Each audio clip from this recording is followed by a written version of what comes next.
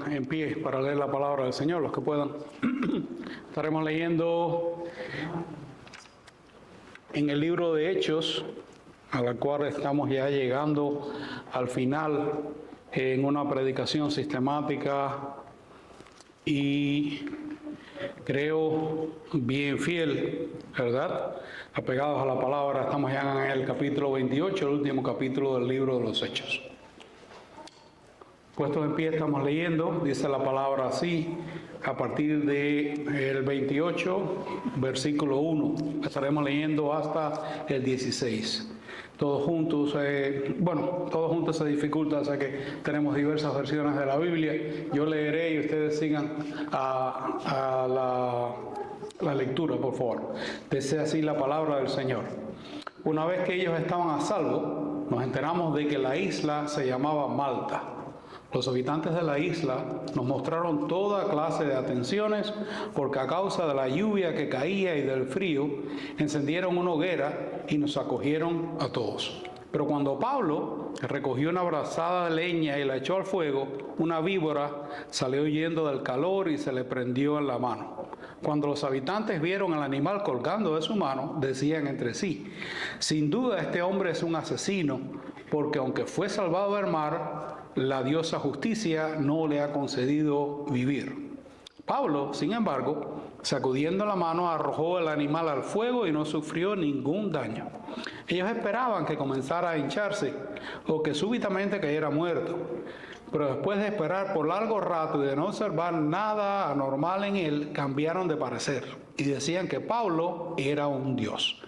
Cerca de allí había unas tierras que pertenecían a un hombre principal de la isla que se llamaba Publio, el cual nos recibió y nos hospedó con toda amabilidad por 3 días.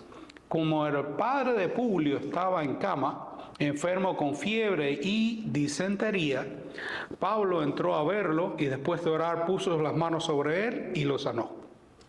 Cuando esto sucedió, los demás habitantes de la isla que tenían enfermedades venían a él y eran curados.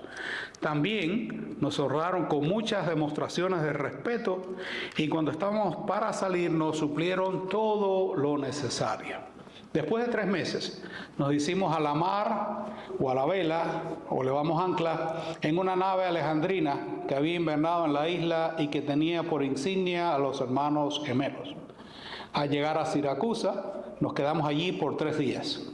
Saliendo de allí seguimos la costa hasta llegar a Regio. Al día siguiente se levantó el viento del sur y en 2 días llegamos a Puteoli.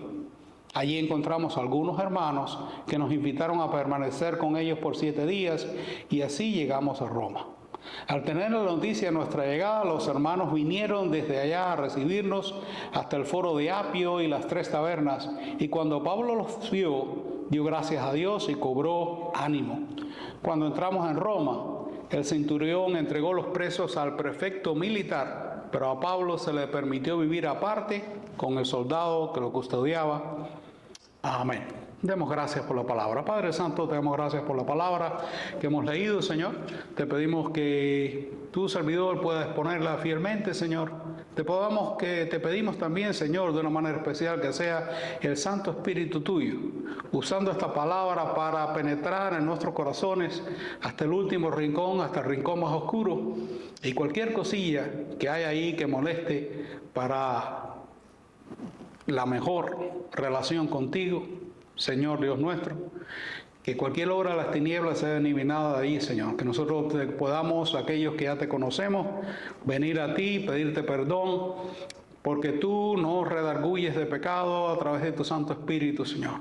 Nosotros queremos que el Santo Espíritu esté trabajando en nosotros, en nuestras vidas, que nosotros no estemos distraídos por nada que pase, que no estemos distraídos ni a la izquierda ni a la derecha, sino que estemos enfocados en lo que tenemos que hacer, como lo hizo Pablo, como lo vemos en estas Escrituras. Te pedimos, Señor, que este sea un día en el cual el Santo Espíritu pueda revelarle quizá a alguna persona que se encuentra aquí entre nosotros, algún amigo, amiga, que Jesucristo es la única fuente, el único camino, la única verdad y la única vida, y que pueda entrar a andar en este camino. como lo anduvo alguna vez, como lo hizo alguna vez el apóstol Pablo, del cual leemos acá, como lo hicieron todas estas personas que están contándose, estos héroes que vemos acá en el libro de los Hechos, esta misma enorme galería de héroes de la fe que vemos en el libro de Hebreos, esta Biblia preciosa que nosotros tenemos, Señor. En el nombre de Jesús. Amén. Bueno, pueden sentarse. Sí, cuando nosotros venimos delante de la palabra, nosotros tenemos muchos retos, ¿verdad? Y nosotros queremos comenzar hoy con una porción de la palabra que se encuentra en Proverbios. Por ahí atrás, por Proverbios 28:20, dice una porción de Proverbios: el hombre fiel abundará en bendiciones, ¿verdad? Y esta es una palabra que nos es dada a nosotros. Hay que ver que cuando nosotros estamos mirando en particular el libro de los Hechos, hay muchas cosas, hay muchos temas grandes, metatemas que nosotros podemos ver acá. Pero yo diría que una de las cosas que nosotros vemos a través de toda esta parte relacionada con Pablo en particular, es el hecho de que la provisión soberana de Dios se ve en su vida. Y ya llegando al final de esta travesía, al final de del libro de los Hechos, es una lección para destacar. Nosotros anteriormente hemos estado viendo cómo Pablo y sus compañeros estuvieron en primer lugar en el medio de una tormenta. Estaba la situación tan precaria que los soldados bajo el mando del centurión que estaban allí querían matar a los presos para que ninguno de ellos escapara. Nosotros, cuando empezamos a mirar por ahí para atrás, podemos llegar al momento en que el carcelero quería matarse, ¿verdad? Cuando pensó que se le habían escapado a los presos. Y es que la muerte era lo que les esperaba a cualquier soldado romano que fallara en su deber, ¿verdad? En particular de dejar escapar a un prisionero. Pero sin embargo, Pablo les convenció, ¿verdad?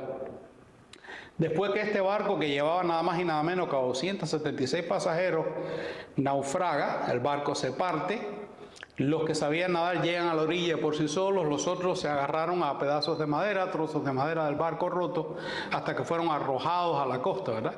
Y tal como Pablo había profetizado, ni una sola persona a bordo del barco perdió la vida. Todos llegan vivos a la playa, aunque completamente agotados, con frío, ¿verdad? Y empapados estaban no solamente por el mar, sino también por la lluvia. Era noviembre, que es una época muy fría del año en esta área del Mediterráneo, en que se encuentra Malta. Primeramente vamos a comenzar a desenvolver todo este rollo virtual. Una vez que ellos estaban a salvo, nos dice el primer versículo, nos enteramos de que la isla se llamaba Malta. Los habitantes de la isla nos mostraron toda clase de atenciones porque a causa de la lluvia que caía y del frío encendieron una hoguera y nos acogieron a todos. Una de las cosas que pasaban en aquella época es que el Mediterráneo estaba lleno de piratas. Los piratas en el Mediterráneo, bueno, muchas personas dicen que existen hasta el día de hoy, ¿no? Lo único que simplemente han cambiado a negocios más lucrativos, en particular a llevar personas desde África, ¿verdad? Desde el norte de África, cruzarlos el Mediterráneo para dejarlos en Italia, Francia y en otros lugares. Los nativos de Malta eran llamados bárbaros, o sea, la palabra de la cual nosotros decimos bárbaros procede del griego barbaroi, en plural, ¿no? Y que ha cambiado el sentido, con muchas otras palabras, ¿no? La palabra bárbaros para los griegos no significaba el sentido que nosotros vemos. Por ejemplo, recientemente estaba viendo una entrevista de Arnold Schwarzenegger, que fue el autor de la película Conan el Bárbaro. No sé si alguno de nosotros que sea lo suficientemente mayorcito la haya visto, o alguien que le guste ver las películas de Schwarzenegger. Nada en especial la película, pero simplemente el bárbaro, ¿qué cosa es? Una persona bruta, tosca, todo lo demás. Para los griegos, inicialmente al menos, el bárbaro era simplemente una persona que no hablaba el idioma de ellos. No podía entender el idioma griego, ¿verdad? Los romanos y los griegos consideraban bárbaro cualquiera que no fuera, por tanto, griego o judío, que más o menos entendían el idioma de ellos. Esto no es único para ellos. Por ejemplo, me viene a la mente en el idioma ruso, la palabra para los alemanes, que ha quedado para los alemanes, es una palabra que significa, que Niemetz, que significa una persona que no habla. ¿Por qué? Porque ellos le hablaban a ellos y ellos no podían responder, ¿no? Porque los dos idiomas son totalmente diferentes, ¿no? Y entonces así llegaron a llamarles a ellos. Por otra parte, los eslavos, nosotros oímos a menudo los pueblos eslavos que son, bueno, los rusos, belarrusos, ucranianos y polacos, todas estas personas, ¿no? Ellos se llaman a sí mismos eslavos simplemente porque la palabra en estos idiomas es slova. Entonces, un eslavo es una gente que entiende el eslavo, y el que no es eslavo, bueno, pues no entiende. Uno, como quiera que sea, uno siempre trata de poner fuera algún grupo de personas, poner fuera un grupo de gente que no somos como nosotros. Y una de las cosas que le sorprende a Lucas en particular, que viene este trasfondo griego, es el hecho de que esta gente, óyeme, esta gente nos ha recibido bien. Y él lo plasma aquí en esta narración, ¿verdad? Ellos les mostraron toda clase de atenciones. Y nosotros podemos decir aquí que una de las primeras cosas que podemos ver en nuestra lectura es que Dios guarda en bondad a sus siervos, ¿verdad? Estas personas, lo menos que esperaban ellos era recibir atenciones de estos bárbaros. Estas personas no son cristianas. Allí no había ni un cristiano, al menos el testimonio que tenemos en la isla de Malta en ese momento. Sin embargo, ellos son bien recibidos y bien tratados por ellos. Pasando adelante, dice: pero cuando Pablo recogió una brazada de leña y la echa al fuego, una víbora salió huyendo del calor y se le prende en la mano. Cuando los habitantes ven al animal colgando de la mano, decían entre sí: sin duda este hombre es un asesino, pues aunque fue salvado del mar, la diosa justicia no le ha concedido vivir. Cuando se dice aquí la diosa justicia, se está hablando de la diosa Némesis.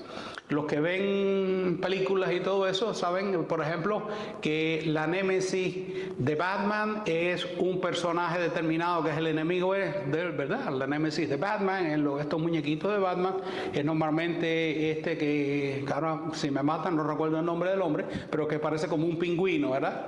El Joker, por ejemplo, es una Némesis de Batman y así sucesivamente. La Némesis del tiburón blanco, ¿quién es? Las orcas, ¿verdad? Y nosotros sabemos así sucesivamente. Nosotros le vamos al mundo de los animales y nos referimos a esto. Ahora, el sentido original de todo esto era que Némesis era la diosa de la venganza. Nosotros hoy en día a menudo vemos, esto se ha filtrado en todas partes, ¿verdad? Lo que le llaman el instant karma, o sea, el karma instantáneo. Alguien hace un mal, inmediatamente, ¿qué cosa le es? Retribuido. Esto está en todas las redes sociales, todos los videos, etc. Nosotros, aunque no querramos siempre asimilarlo, somos tentados a menudo a ser los jueces. Nosotros podemos recordar de la Biblia, nosotros decimos, por ejemplo, estamos leyendo a Job y decimos: óyeme, qué malos eran los amigos de Job. Con amigos como ese, ¿a quién le hace falta enemigos, verdad? Estos enemigos, o frenemies, como dicen en inglés, ¿verdad? Estos amigos enemigos de Job que le decían: eso te está pasando porque tú tienes algún pecado, porque tú estás en algo en la vida, ¿verdad? Nosotros por lo regular somos tentados a esto. Esta víbora, que es avivada por el calor del fuego, le muerde en la mano. Es muy poco probable que usted lo muerda una serpiente en invierno, pero no del todo imposible, ¿verdad? Hay muchas críticas, en particular en este incidente, que la gente ha dicho, en primer lugar, que ya no hay serpientes en la isla de Malta, ni venenosas ni no venenosas. Pero bueno, todos sabemos lo que pasa en una isla pequeña como la de Malta, cuando empieza a moverse la gente, ahora que hay mucho turismo y todo lo demás. Vaya, no es sorprendente de que no quede ninguna serpiente en el lugar. Hay quien dice que las víboras no muerden y se quedan prendidas. O sea, la víbora es un animal que ataca, muerde y se va. Ya deja el veneno ahí. Pero bueno, esto puede haber sido simplemente que se le haya trabado en la ropa, en otra cosa. Otra crítica más es que los nativos puede que hayan dicho que erróneamente la serpiente era una víbora, pero estos críticos, por supuesto, no saben nada de la antigua. Han pasado unos cuantos, un tiempito ya ha pasado desde entonces, sobre la flora y la fauna de Malta, y dudan de la palabra de los testigos presenciales. Ahora, cuando usted se pregunta por qué las personas pueden dudar hoy en día de la palabra que está escrita acá, por la misma razón que las personas dudan de cualquier cosa de la Biblia. La razón es, esto fue un milagro. Nosotros, hermanas y hermanos, no vivimos en esta dimensión que nosotros podemos percibir con nuestros ojos, estos que tenemos acá, los ojos de la carne, decimos a menudo, ¿verdad? Nosotros vivimos en una dimensión, además, que podemos percibir solamente con los ojos de nuestro espíritu, ¿verdad? Nosotros, como quiera que sea, las personas que han estudiado medicina y en especial fisiología y todo lo demás, saben que el ojo nuestro en verdad hace la misma función que el lente de una cámara fotográfica. O sea, vira al revés la imagen que ve. La córnea nuestra hace eso. Es nuestro cerebro el que endereza la imagen que nosotros vemos. Ahora bien, se han hecho experimentos en los cuales le ponen unos espejuelos especiales a la persona, de modo tal que la persona le viran de nuevo al revés la imagen, y pasados unos días simplemente ustedes saben qué pasa. La imagen se endereza de nuevo. Nosotros vemos lo que vemos porque nosotros somos unos seres que tenemos mente, ¿verdad? Y nuestra mente nos ayuda a ver las cosas físicas alrededor. Ahora bien, nuestra mente espiritual, no la mente carnal, ¿verdad? Es la que nos ayuda a ver, a discernir las cosas del espíritu. Y es la que nos ayuda a discernir que esta palabra es verdad. Si nosotros no creemos que esta palabra es verdad, bueno, pues de aquí para allá nada más puede ser, ¿verdad? Y solamente el Espíritu de Dios puede revelarnos esto. Nosotros tenemos que ser redimidos, ¿verdad?, para poder entender esta palabra. Entonces los nativos fueron amables, fueron generosos, pero enseguida pusieron a juzgar. Bueno, ¿cuál podría ser la razón de que este hombre que acaba de ser salvado, ahora lo muerde la serpiente, ¿verdad? Yo conozco el caso de un muchacho que él y su esposa estaban preparándose para ir de misioneros a un país determinado, y él y sus 2 hijos murieron en un accidente de tránsito un poco después de su graduación, poco antes de que ellos partieran. Y usted no creerá todas las cosas que dijeron al respecto la gente, ¿verdad? Y yo sinceramente no tengo la explicación. Yo no lo sé, solamente Dios lo sabe, ¿verdad? En este caso, estos nativos dicen que Némesis, cuyo trabajo era llevar la justicia a las personas donde otros intentos de hacer justicia habían fracasado, había actuado, ¿verdad? Pero bueno, miran a Pablo, seguimos leyendo más adelante, dice: Pablo, sin embargo, a partir del versículo 5, sacudiendo la mano, arrojó el animal al fuego y no sufrió daño alguno. Ellos esperaban que comenzara a hincharse o que súbitamente cayera muerto, pero después de esperar por largo rato y de no observar nada normal en él, cambiaron de parecer y dijeron: ¿qué cosa? Pablo es un dios, ¿verdad? Lo más elemental. Es interesante aquí que estamos en presencia de un tipo de reacción de los bárbaros que es diferente a la reacción en Listra. ¿Recuerdan en Listra cómo fue la cosa? Primero recibieron a Pablo como ¿qué? Como Dios. ¿Y después qué? A piedras con él, ¿verdad? Después querían matar a Pablo. Estos al principio ven a Pablo como alguien digno de castigo aparentemente, pero posteriormente dicen: no, este no es definitivamente un Dios porque acaba de sobrevivir, ¿verdad?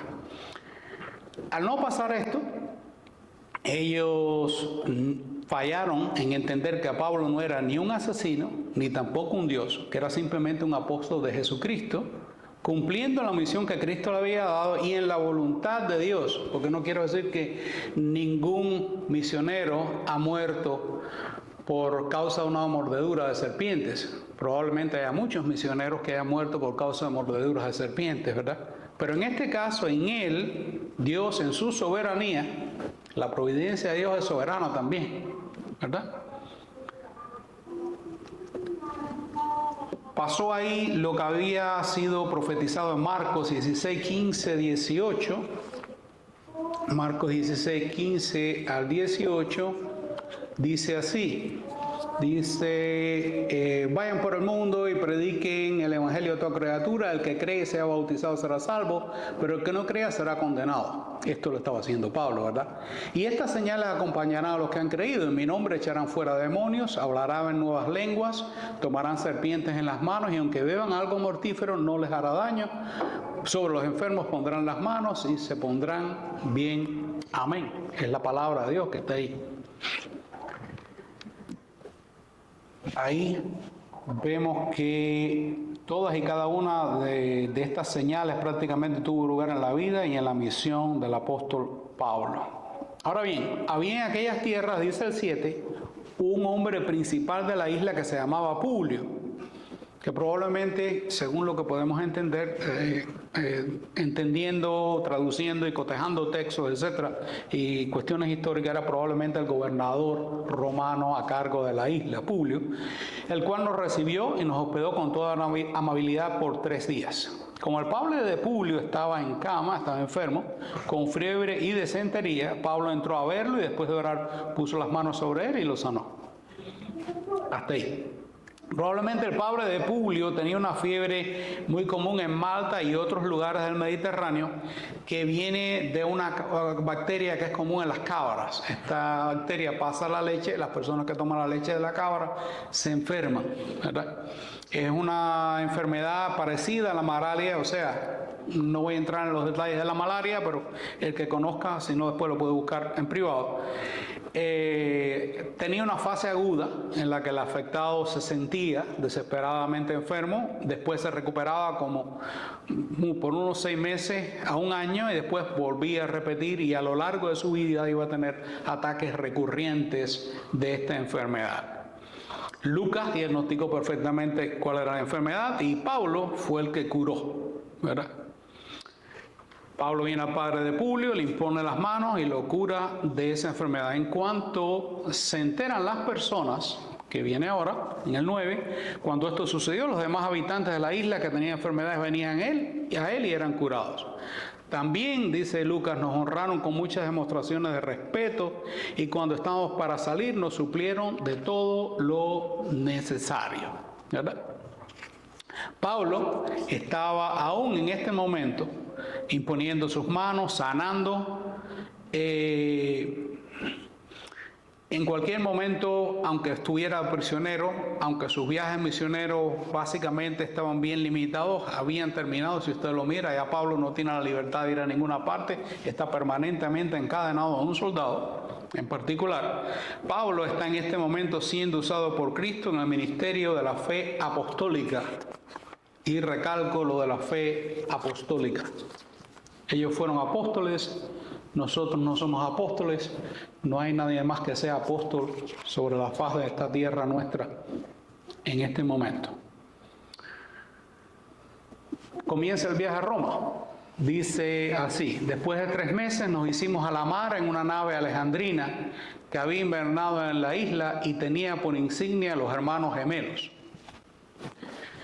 La mitología griega es bella, muy compleja y muy contradictoria y todo lo demás. Es algo que yo tuve la oportunidad de estudiar, ¿no? Y de leer en su tiempo.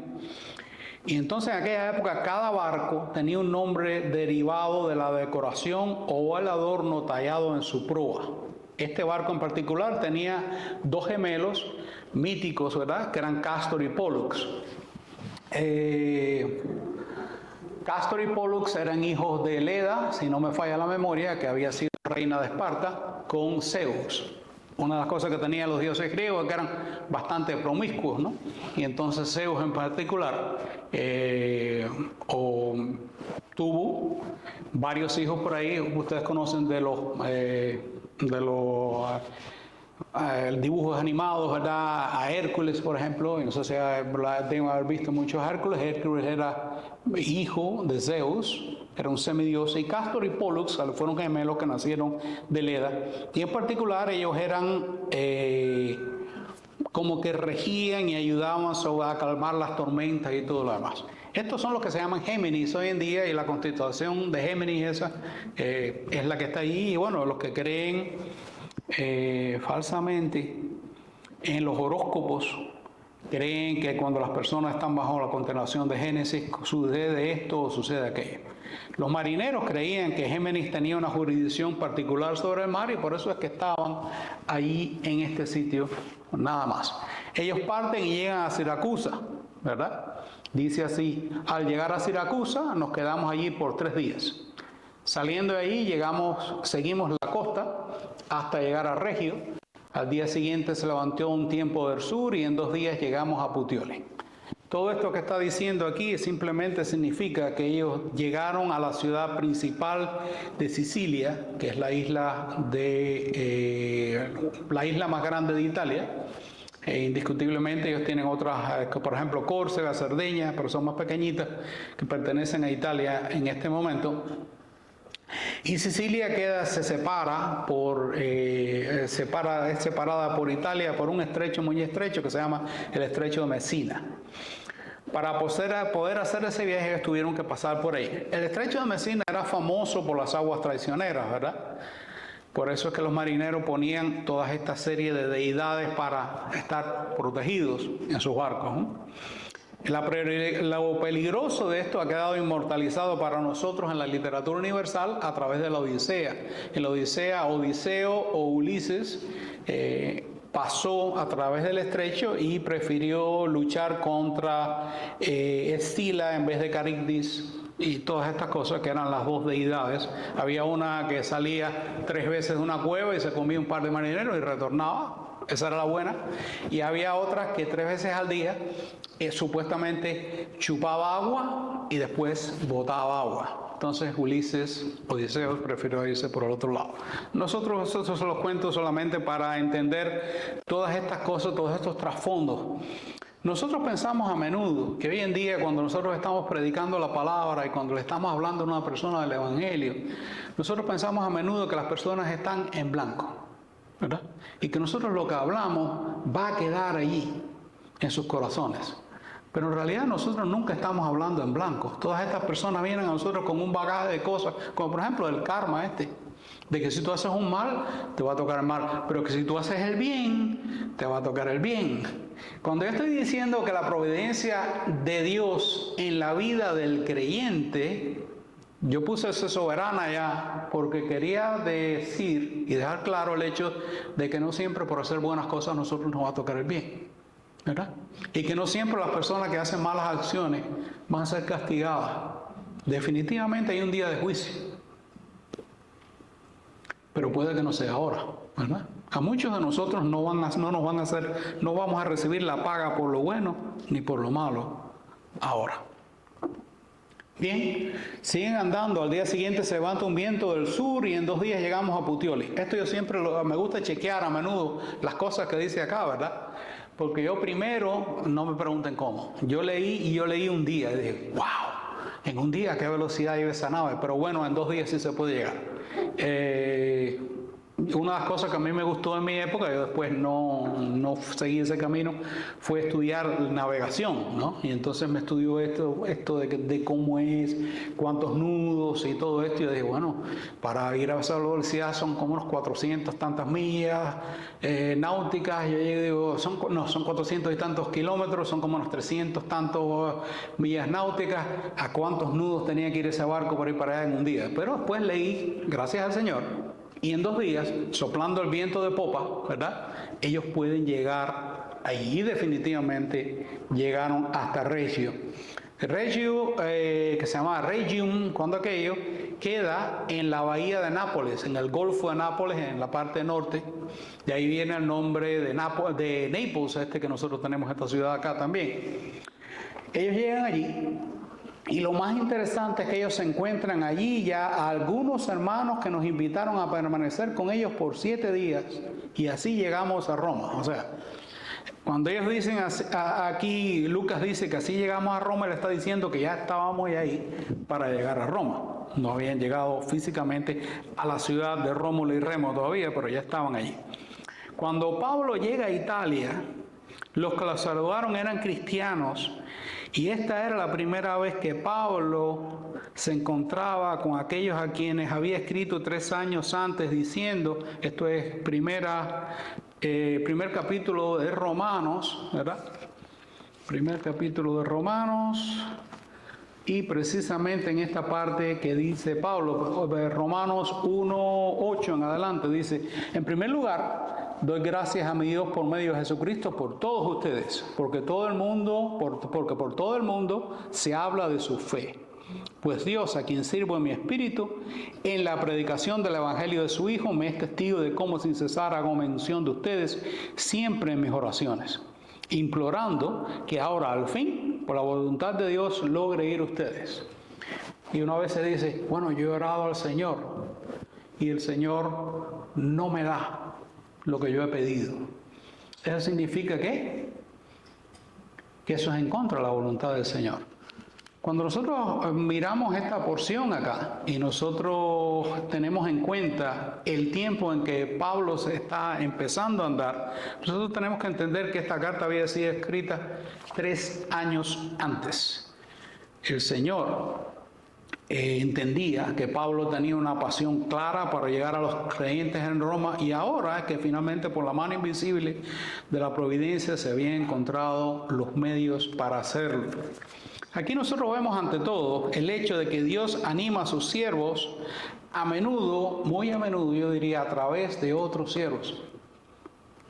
Usted quizás mire al pastor y usted lo ve aquí que se para los domingos y él predica y él habla con usted y todos los demás, y usted puede pensar que ese hombre no tiene ningún tipo de dificultad.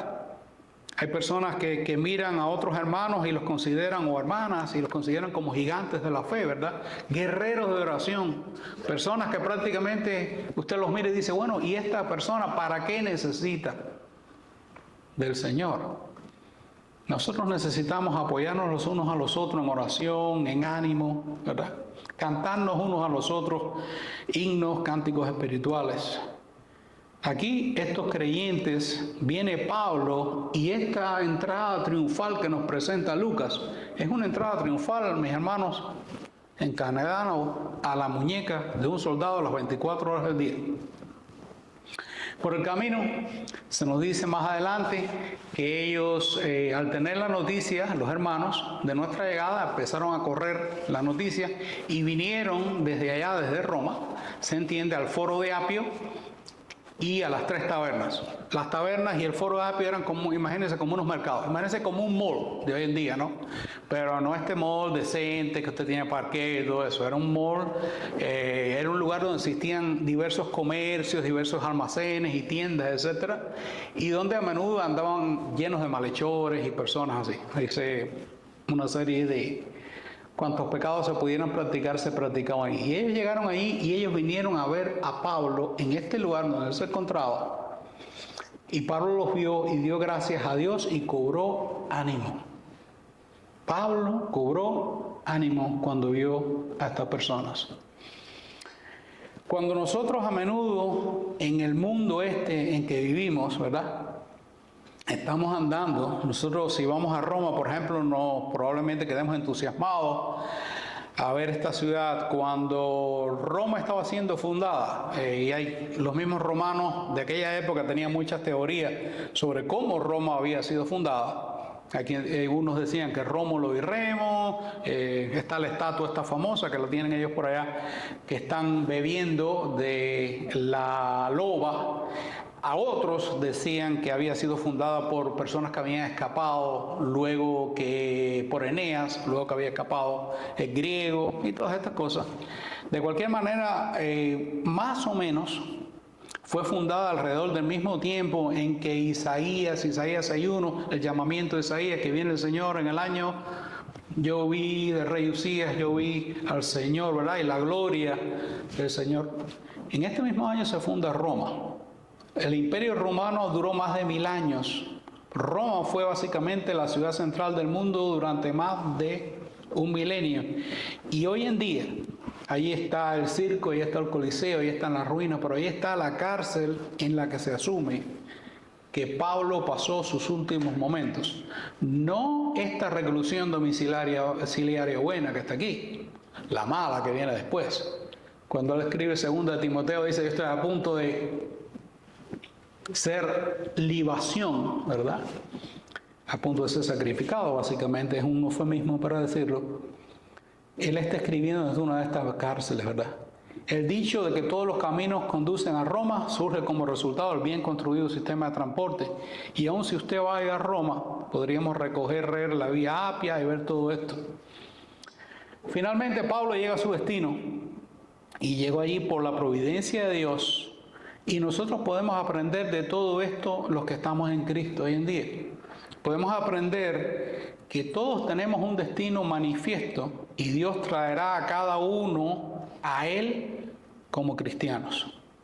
Nosotros no creemos, los cristianos, que nuestro destino final esté en manos del destino ciego o de las furias o de las deidades arbitrarias y promiscuas, los Zeus y todos estos dioses que se ponían. El que lee, por ejemplo, o si han visto alguna película de Troya, pueden ver que habían dioses que apoyaban a los griegos y habían dioses que apoyaban a los troyanos, y entonces este hacía una trampa y el otro hacía el otro. Toda esta serie de cosas. En este mundo, el mundo pertenece a nuestro Padre Dios y nosotros somos sus hijos, y Él ha designado para cada uno de nosotros un punto final. Para Pablo fue ser decapitado, para Pedro fue, dice la tradición, colgado cabeza abajo, y así sucesivamente. Cuando empecemos a perder a menudo en el medio de la tormenta, de los dolores, en medio de los naufragios, de los barcos nuestros en la vida, ¿verdad? Nosotros tenemos que, cuando empezamos a perder el coraje y la esperanza y a pensar que la mano de Dios que creemos que nos ha estado sosteniendo hasta ese momento nos va a dejar caer,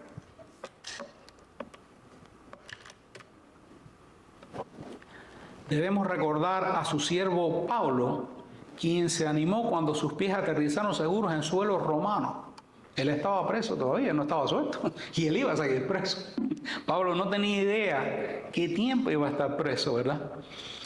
Pero como mismo se recordó a su siervo Pablo, que se animó en este momento, nosotros tenemos que entender y asimilar, hacer nuestros corazones, que el Dios a que adoramos, el Dios quien es el Dios que tiene a cada uno de su pueblo en el hueco de la mano de Él y que no nos dejará ir.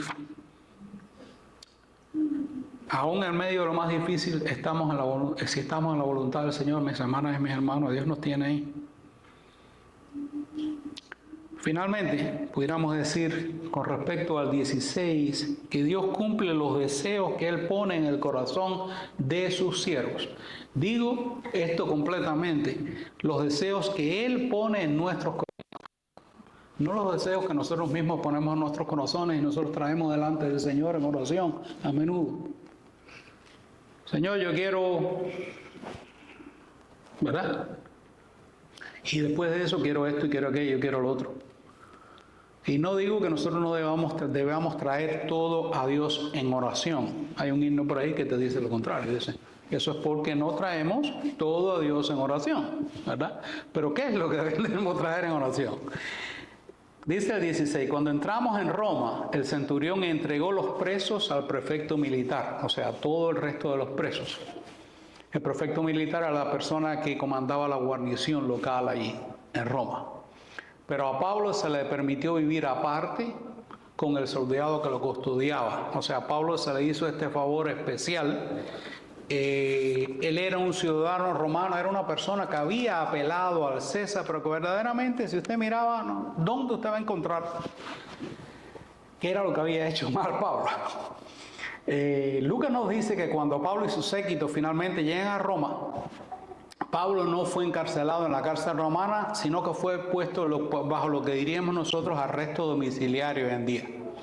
Este arresto domiciliario no significaba que usted iba a tener un grillete, como hacemos hoy en día acá en los Estados Unidos, y que le podemos monitorear remoto por los satélites y todas estas cosas, sino que estaba encadenado a las 24 horas del día por la muñeca de uno de sus guardias. Las guardias, en aquel momento, el estatuto romano, cada 4 horas cambiaban de guardia, ¿verdad? Por tanto, en un periodo de 24 horas, 6 por 4 son 24, 6 guardias diferentes estaban encadenados al apóstol Pablo. Nosotros no podemos ser muy espirituales y pensar que todos ellos, ¿verdad?, llegaron a entender el hecho y a sentirse bendecidos, ¿verdad?, en beatitud por tener a su lado a uno de los predicadores más grandes de la historia del mundo. Pero solo podemos preguntarnos cuál será la situación de ellos en el día del juicio final. Y nosotros hoy en día no estamos encadenados a Pablo, pero todos y cada uno de nosotros estamos llamados a entender que de nuestra posición en cuanto a Cristo Jesús, Señor nuestro, Salvador nuestro o no, depende nuestra salvación. Nos encontraremos en la misma posición de los guardias que probablemente ignoraron, ¿verdad?, a Pablo, el evangelio que él predicaba, o estaremos de la parte de aquellos guardias que quizás sí lo asumieron. Yo estaba leyendo una vez R.C. Sproul, se llamaba Robert Charles, si no recuerdo, o sea, Chuck Sproul, un predicador que predicó mucho tiempo y él fue profesor, teólogo, ha escrito tantos libros, ustedes lo pueden encontrar en sus videos por las redes sociales. Una de las cosas que él hizo fue que él fue profesor universitario en un seminario en el Gordon Conwell. Y cuando él estuvo dando clases en Gordon Conwell, era la administración del presidente Gerald Ford, que ya falleció. Entonces, creo que es el hijo mayor de Ford, pero pueden buscarlo por sí solo. Uno de ellos asistió, estaba inscrito en el seminario, asistió a las clases de Sproul y se estaba preparando para el ministerio. Y como era hijo del presidente de los Estados Unidos, ustedes saben lo que le toca, ¿no? Dos agentes del servicio secreto estaban con él en todas las cosas, en todo momento, no lo dejaban. Entonces dice que dice Sproul que la primera clase él vino con los dos agentes, llegaron, lo sentaron, era un anfiteatro enorme, grande así, estas clases que son tan grandes, ¿verdad?, que se llaman anfiteatros, lo pusieron ahí y salieron y se pararon en la puerta. Pero dice que al paso de los días y al paso de las semanas, los muchachos muchachones del servicio secreto vinieron y se sentaron y empezaron a tomar nota. Entonces, escribió Sproul hace tiempo, ¿verdad?, que él quisiera entender que en algún momento quizás estos mismos soldados que estuvieron allí, encadenados a Pablo, le gustaría, ¿verdad?, que alguno de ellos pudiera, ¿verdad?, ser como estos guardias que se interesaron al menos en lo que estaba predicando él, en lo que se decía allí, y que empezaron a tomar notas, ¿verdad? Como mismo estos agentes del servicio secreto, quizás algunos de estos guardias llegaron a entender, el Espíritu Santo se les reveló y llegaron a ser salvos. Quisiera despedirme en este día dándoles gracias por escucharnos, ¿verdad? Escuchar nuestra prédica corta. Y quisiera decirles que dentro de todo esto hay algo que yo he entendido, y es que Dios usa a sus siervos también para afectar e influenciar a los que le rodean. Nosotros vivimos en la época de los influencers, ¿verdad? Usted abre Amazon porque va a comprar un marcador para la Biblia. Y usted seguro que si usted toma un poquito más abajo arriba en la página que se encuentra alguien que te dice los marcadores buenos para la Biblia son este, incluso te explica todo aquello. Una persona que te está tratando de vender algo, ¿verdad?, para así sacar dinero. Nosotros damos algo gratis. Yo no pago, usted no paga.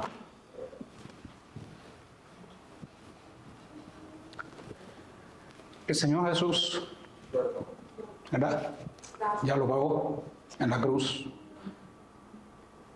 Pablo lo hizo con los que estaban con él en el barco en medio de la tormenta. Él lo hizo con los que sobrevivieron al naufragio. Él ministró a las personas en Malta. Quizás se fundaron iglesias en ese momento, quizás no. Lo hizo en Sicilia, lo hizo en Roma, lo hizo donde quiera que Dios le permitió estar y ministrar.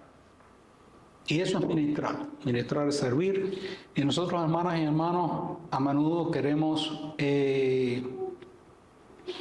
buscar las condiciones perfectas para nuestro servicio, ¿verdad? Y quizás nunca las tengamos, estas condiciones perfectas. El Señor es el que permite y nos lleva a los lugares, al sitio, al momento y a las personas específicas.